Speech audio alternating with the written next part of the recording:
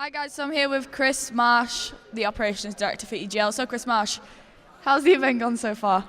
The event's gone really well actually. We've had a lot of surprises. I know a lot of people coming into this event expected Prophecy to just walk the competition, and I think it's been good for the viewers and at home especially that hasn't been the case. Obviously now we have the winner bracket final set up between Horizon and Infused, who of course the team that beat Prophecy, but still a lot of good teams in the tournament. On the side stage at the moment we have TCM and Millennium setting up, so both of those teams could easily rally back and give the two winner bracket final teams a real run for their money. So at this point it's anyone's game.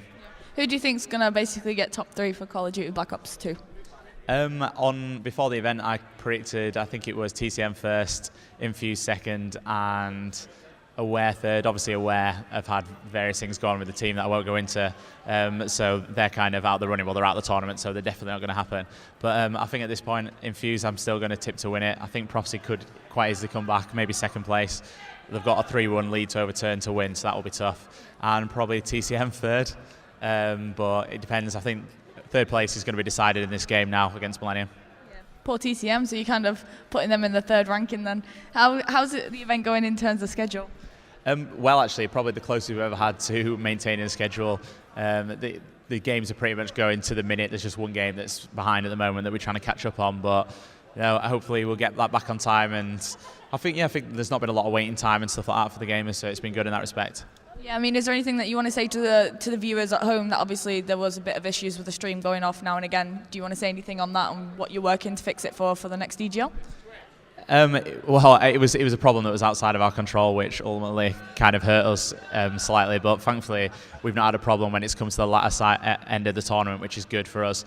For the people at home, I think that hopefully they'll have seen previous streams or broadcasts. They'll have seen how this one's kind of panned out, and they'll see the differences, the things that we're trying to change, the way we're trying to improve the experience for the people at home. One thing we're trying to do is make sure that there's less downtime, so people are kind of still being involved in the stream when there's nobody on. Apparently, I'm being told that we've been going for 7 hours straight now, so I'm hoping that the people at home will have noticed that and appreciate that. Yeah, I'm ready for a break. You've not done anything, have you, anyway? So not much. So yeah, it's just a case of constantly tweaking, improving things, and the stream graphics, for example, they're top notch at the moment. I think if you compare it to back at EGL10, you'll see the level of professionalism is just significantly better. So a big shout out to Matt then for doing the graphics. He's done a brilliant job. Yeah, big shout out to whoever did the graphics. I think it was Matt. So and Matt's been doing a lot of work with the stream this weekend. So yeah, it's just little things like that. If you compare us to a lot of other events, you'll see that it's more the in-game stuff that we're quite good at. So obviously we know when to cut to certain things and stuff like that. So yeah, hopefully the people at home have enjoyed it, and we'll continue to improve that service. Obviously, we've lost a few casters this event. What are we doing in terms of, sort of up in the game? Are we going to fly in some American casters, or what can we expect for the next EGL?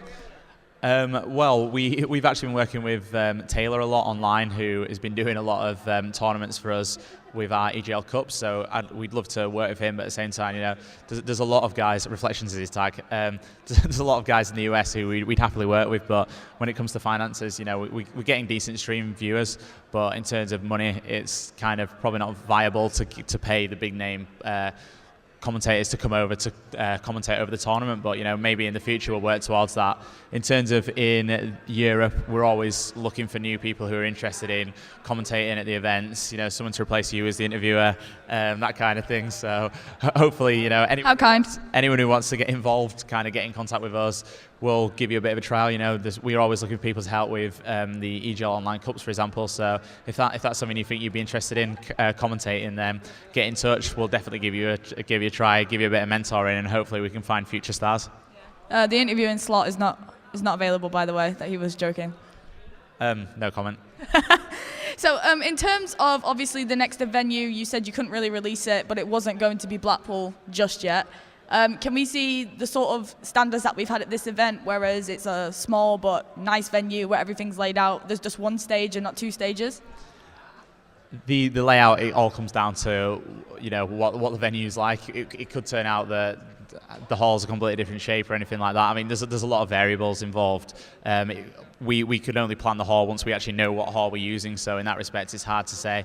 That being said, at the moment it kind of makes sense for us to only have one stream. I know we have had two in the past. We have a French language stream, of course, as well for our French viewers, and perhaps we'd look at expanding to other languages. But if you look at any of the other esports events, they normally only provide one broadcast per game, and that way you always have the best game on the stream and stuff. So I don't know, we'll decide when the event comes around probably. So who's your favourite caster out of all of them? Oh, that's a bit of a tough one. I won't be able to decide, to be honest. They're all pointing at themselves here. Chewy and Tony are getting really competitive right now. I want to give Chewy a shout out because this is his first event and he's done a good job. He's done a brilliant job. Yeah, I think he's moaning a bit about having a sore throat, which we're marking down his points for that. But otherwise, they've all done a great job this weekend and they always do. So thanks again to those guys. What have you got to say about, is it Rel in a spider suit on main stage? I believe so. Have you got anything to say to that? Do you encourage people dressing up at these events? No comment again. All right, Chris, thank you for taking time out to talk to us, and back to Tony and Chewy.